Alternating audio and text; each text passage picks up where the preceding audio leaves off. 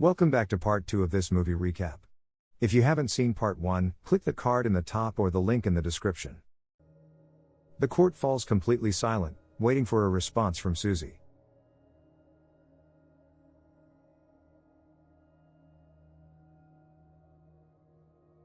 Suzie finally looks up, shouting, "God damn it. None of this was my idea," she says. A gasp goes through the whole courtroom, as DA Hunter shouts to the judge trying to stop the upcoming confession. Suzie reveals that Kelly came to her with the idea, and she wanted revenge on Mr. Lombardo. Kelly had wanted Mr. Lombardo since her dad's death, but upon finding out he was sleeping with his mom, Sandra Van Ryan, the plan was hatched. The courtroom erupts with shock, as Kelly tries to attack Suzie on the stand. She is restrained by a court official, but not before throwing a glass at Suzie. Sandra and the family lawyer, Tom Baxter, struggle to leave the courtroom as the media swarms them trying to ask questions. Meanwhile, Ken and Sam celebrate during the ride back to Ken's office. Ken's organizing a meeting he hopes will involve a large sum of money being signed over to Sam, and of course a healthy commission fee to him, following the false allegations made. Following a couple days, Ken pulls up to his small office in a brand new Ferrari. He goes inside to find Sam, Sandra, Tom Baxter and Sandra's boyfriend waiting inside. Sam signs the contract and slides it over to Sandra, showing it's for $8 million. She snaps the pen out of Tom's hand and reluctantly signs across the money. Sam decides he'll still leave Blue Bay, so heads to the school to pack up his belongings. Art tries to convince him he could stay, but Sam is sure he has to go. As he leaves his office for the last time into the common room, Kelly walks in. Their eyes immediately lock and Kelly throws a book at Sam while approaching him. She screams, revealing the money Sam has taken came from her trust fund. She begins to attack Sam with her binder, before being pulled away by her friends as she repeats, "I hate you." Sam drives his Jeep back to a small motel after a long day moving from Blue Bay. As he walks in, he sees shoe prints leading around the apartment he couldn't have left. He cautiously walks slowly around to see into the bathroom, when suddenly Kelly can be seen in the mirror. She holds a concealed object pointed at Sam. "How much did you get?" she interrogates, walking towards Sam. "Your turn to pay," Kelly says, before revealing a champagne bottle under the towel. She pushes Sam onto the bed, victoriously saying, "We screwed the bitch," as she leans down to kiss Sam. "It worked just like you said," she says. Sam flips her, angrily asking what she is doing here. She'll ruin their plan. A bang is heard from the other room, as Suzie rounds the corner asking how much is $8.5 million divided by 3. Sam is still angry they're both here, but concedes they can celebrate for one night. All three share a romantic moment. The following day, detectives Duquette and Perez review the case, checking Sam's bank account details showing the large payout he'd received. Duquette begins to theorize that Sam would have never kept the affair with Sandra Van Ryan private and sat 3 months in jail without knowing he'd get the payout. Duquette continues saying Sam, Suzie and Kelly could be in on it together. Kelly can't access any money before her trust fund is released. Suzie has always been poor and Sam racked up a big debt trying to keep up with Barbara. Duquette visits Kelly the following day, pressing her for information by telling her he knows what's going on. "Are you all running to the Caribbean?" he asks. Kelly denies the allegations entirely. Duquette moves on to Suzie, who he finds in the glade smoking. Suzie quickly hides the blunt, but Duquette slyly tells her she could go back to prison. He then presses her, telling her 2's company and 3's a crowd. Taunting her further, he asks if she really trusts the others. Suzie is rattled, and after leaving paranoid messages in Sam's phone messages, she is called by Kelly and told to come over. Upon arriving, Kelly is on the phone with Sam, hearing how Suzie may blow it, and Duquette is the only way their plan might fall apart. Kelly and Suzie begin to argue, getting more and more heated until Suzie slaps Kelly. Kelly pushes Suzie into the pool and follows her in, pushing her under the water. Duquette has followed Suzie from her house, and is now seen recording the fight with a camcorder, but his eagerness to record evidence turns to shock as Suzie and Kelly stop fighting and begin kissing. As they move to the center of the pool, things heat up and they share a romantic moment. Duquette tries to submit the tape to evidence, but DA Hunter ridicules him for even filming it, astonished he'd essentially filmed an adult movie and wanted to use it as evidence. Hunter becomes even more furious when he finds out Duquette has called for Sam to be brought in. Sam insults and smiles at Duquette, knowing nobody believes his story. That night, Suzie and Kelly take a ride out to the beach, smoking and drinking. Suzie wanders out towards the sea, feeling very dizzy from the drink Kelly poured for her. She stumbles out onto the sand and passes out. Sometime later, she wakes up slowly to see Sam standing over her. He helps her up as Kelly returns from her pickup truck parked nearby. Sam tells Suzie they're together for one last night before they all split up for a while to lay low, and asks Kelly to go get a blanket from the truck. As she walks away, a scream comes from the beach. Sam walks towards the truck, bloody champagne bottle in hand and with blood on his face. He nods at Kelly, at which point they take Suzie, who is wrapped in film, to the glades. Sam hides her body. The following morning, Ray Duquette is already looking for clues as to where Suzie has gone, as she has been reported missing by Ruby, her grandmother. He pulls up to the Van Ryan gates, where he sees Kelly trying to wash her mother's Jeep. "Done some four-wheelin'?" he asks slyly.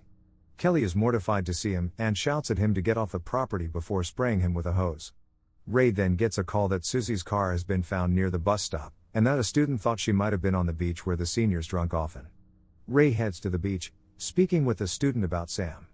The student likes Sam, but Ray warns him people aren't who you think they are.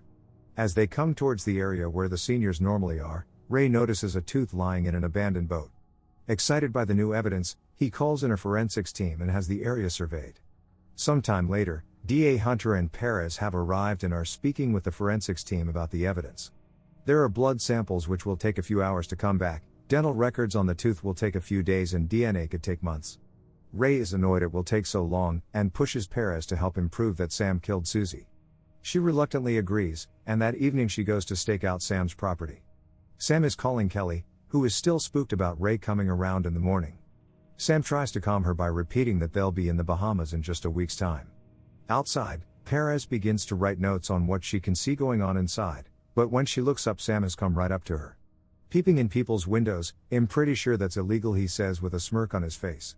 Perez asks Sam where he was the night before, to which he asks her to come in and see something. Sam shows Detective Perez a file he's written on Kelly, in which he claims she had threatened to kill both her mother and another female student she may have had relations with. Sam then leaves in a taxi, telling Perez to take a look through the file as much as possible.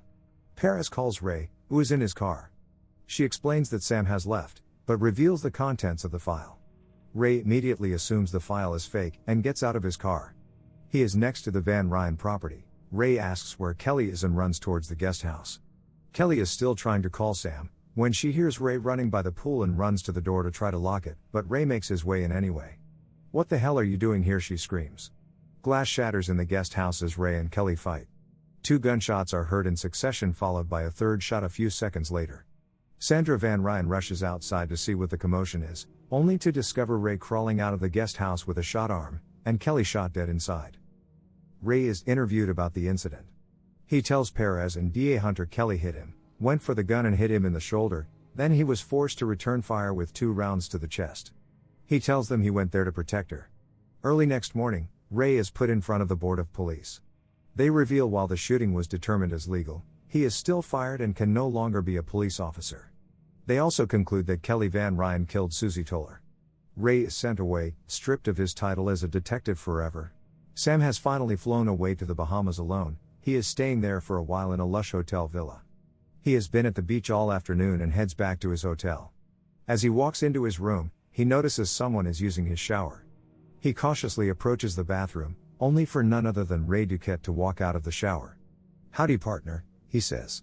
Sam replies, "Jesus, I wasn't expecting you until tomorrow. The bank said the money will be wired over in a few days."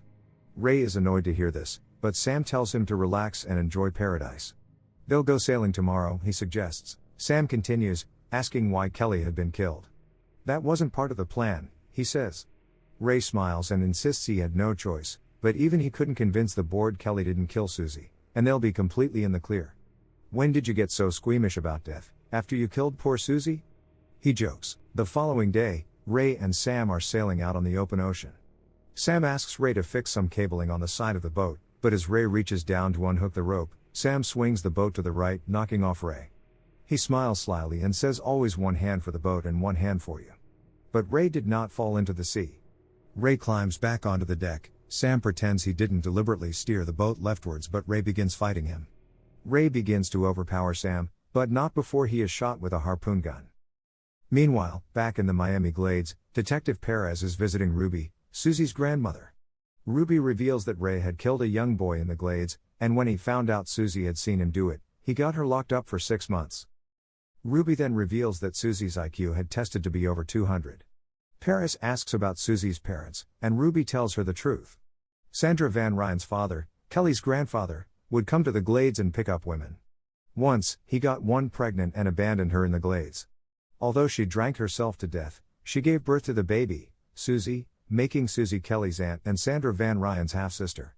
Back on the boat, Suzie is revealed to have faked her death. She pours drinks for her and Sam as Ray falls off the boat, drowning. Suzie and Sam take a drink, but Sam begins to become paralyzed. Suzie unhinges the mast, knocking Sam off the boat to drown and finishing her master plan to enact revenge on Sam and Ray. We are shown how Kelly used illicit photos of Sam and Kelly to blackmail Sam into following the plan. Sam befriended Ray, and following Suzie's instructions they carried out the master plan, Ray unknowing of Suzie's real intentions. It is also shown that Ray murdered Kelly, and shot himself to make it look like there was a struggle. That evening, Suzie goes to a local bar to meet Ken Bowden, who was in on the plan too. They split the cash, with Ken taking his usual fee. Thanks for watching. Like and subscribe for more, comment below which movies you'd like recapped in the next video.